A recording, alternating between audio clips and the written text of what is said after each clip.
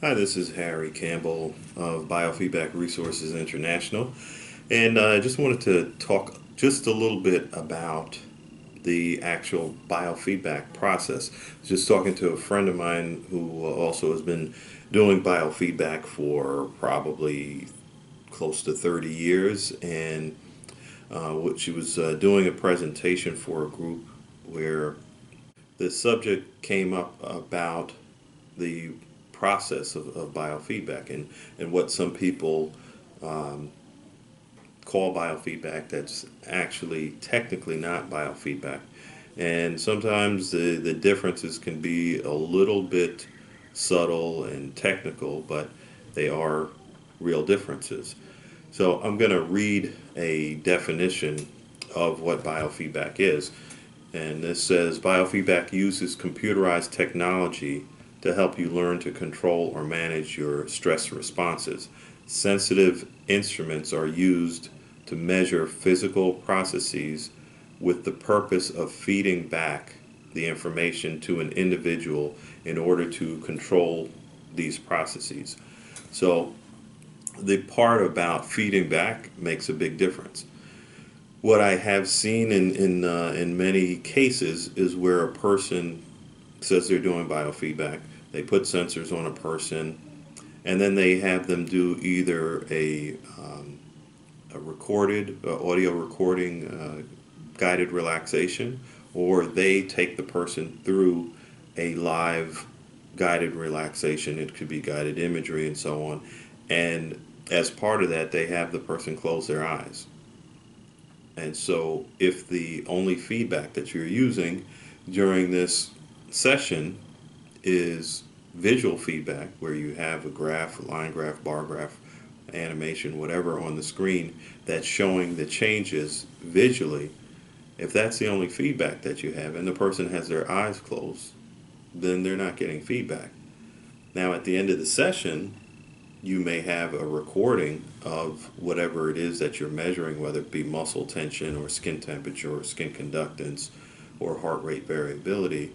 You may have a measurement of that and have data, and you can print out a report which would appear to be a biofeedback session report.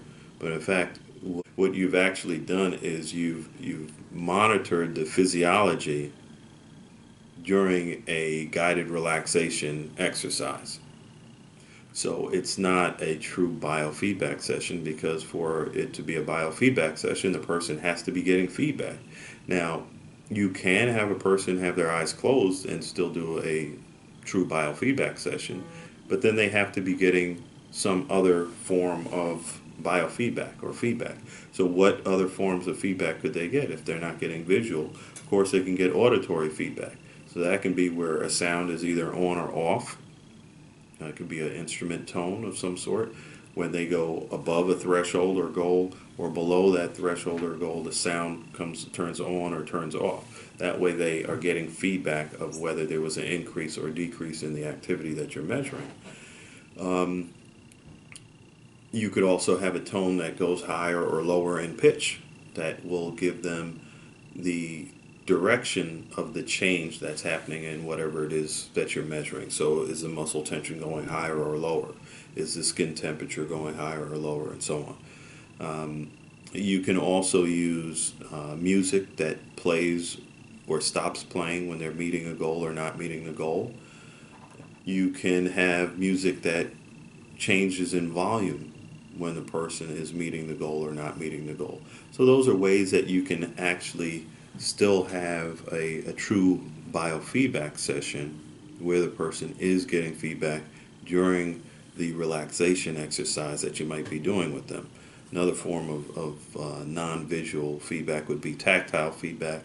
It's not as common as visual and auditory feedback, but that would be where you feel some sort of vibration or movement in an object that you have contact with, whether it's sometimes a stuffed animal is used that vibrates when the goal is met, or it could be speakers that are connected to a chair where you get not only the audio feedback, but from subwoofers and the speakers that are built into the chair, you might get vibration from that as well.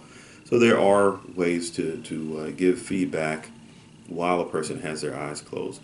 But again, if the person is not getting feedback, it really is not a biofeedback session in the true sense of the word, if we're being accurate technically. It can be still helpful, but then again, if you did the relaxation exercise without putting any sensors on, you should get the same results. The purpose of putting the sensors on, usually in a biofeedback session, is so that the person is going to get feedback and actually see what they're doing.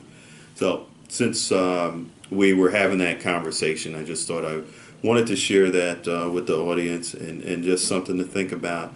Again, not telling people what they have to do, but just want people to have the information and just be more aware of what you're doing, and when you're making your decisions as far as what you're doing in your sessions. At least you understand what you're doing, and if you want to be more accurate, then you might make some changes in how you do your sessions, or at least what you call them.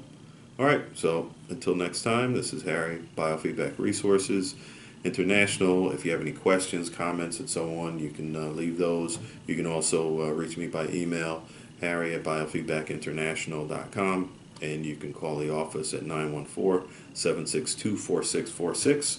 We do offer training in biofeedback and neurofeedback for certification, as well as other workshops, even for people who may already be certified in different areas. You can check our workshop and seminar schedule on the website, biofeedbackinternational.com, and hope that was helpful. Talk to you soon.